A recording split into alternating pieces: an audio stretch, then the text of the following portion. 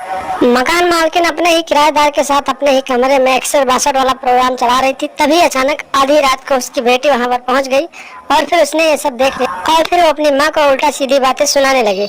उसके बाद दोस्तों माँ ने एक ऐसा कदम उठाया जिसे सुनने के बाद आप लोग हैरान हो जाएंगे। नमस्कार दोस्तों, एशियन क्राइम अफेयर चैनल में आप सभी प्यारे दर्शकों का स्वागत है। दोस्तों एशियन क्राइम अफेयर चैनल को आप सभी लोग सब्सक्राइब कीजिए, वीडियो को लाइक कीजिए और वीडियो को ढेर सारा शेयर भी कीजिए। दोस्तों चढ़ती जवानी और बेलगाम हवस की ये कहानी राजस्थान से सामने है, जहाँ पर एक कमला देवी नाम की महिला रहती थी और उसकी एक बेटी थी जिसका नाम पूनम था। पूनम की उम्र 25 साल थी।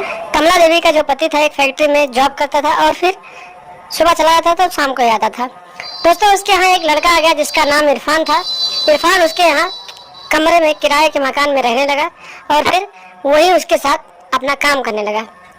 दोस्तों कमला देवी का जो पति था उसे टाइम नहीं दे पाता था, तो फिर कमला देवी ने अपने ही किराएदार के साथ दिल लगा लिया और फिर उसके साथ 61-62 वाला प्रोग्राम चलाने लगी। रोज जब सब लोग सो जाते थे तो फिर कमला देवी अपने किराएदार के कमरे में चली जाती थी और फिर उसके साथ कबड्डी खेलती थी। इसी तरीके से लगभग 3-4 महीने बीत गए और एक दिन जब वो अपने किराएदार के कमरे में गई और फिर 61-62 वाला प्रोग्राम चला रही थी, तभी अचानक उसकी बेटी की नींद खुल गई और फिर वो किसी कृत अवस्था के लिए घर से बाहर जा रही थी तो फिर उसने एक बहुत ही कामों भरी आवाज़ें सुनी और जब इतनी आवाज़ उसने सुना तो फिर वो सोचने लगी कि ये आवाज़ कहाँ से आ रही है। उसने देखा तो ये सारी आवाज़ें उसके किराएदार के कमरे से आ रही थी और उसने जब खिड़की के रास्ते से देखा तो वहाँ का नज़ारा देखकर उसके पैरों तले जमीन खिसक गई। उसने देखा कि उसकी माँ अपने किराएदार के साथ अच्छे से घोड़ी के स्टाइल में अपना 61-62 करवा रही है। इतना नज़ारा देखने के बाद वो सीधे अपने माँ के कमरे में घुस गई और फिर वहां जाकर अपनी माँ से लड़ाई झगड़ा करने लगी और फिर बोली कि तुम्हारा ये सारा कारनामा मैं सुबह पापा को जरूर बता दूंगी। इतनी बात जब माँ ने सुना तो फिर उसे डर लगने लगा कि अगर ये सब मेरा कारनामा मेरे पति को पता चलेगा तो फिर मैं कहीं मुंह दिखाने लायक नहीं रहूंगी और फिर मैं बदनाम हो जाऊंगी। तभी अचानक उसने अपने किराएदार के साथ मिलकर एक अजीब सा प्लान बनाया और फिर अपनी बेटी को ही मौके पर उसका गला दबाकर मौत के घाट उतार दिया और फिर आधी रात को ही वहाँ से किराएदार को अपने घर से निकाल दिया कि तुम चले जाओ, बाकी मैं देख लूंगी। जब सुबह हुआ लोगों को जानकारी मिली तो लोगों ने पूछा तो उसकी माँ ने बताया कि आधी रात को ना जाने कैसे इसकी मौत हो गई और हमारे घर से किराएदार गायब है, शायद उसी ने इसकी जान ले ली होगी।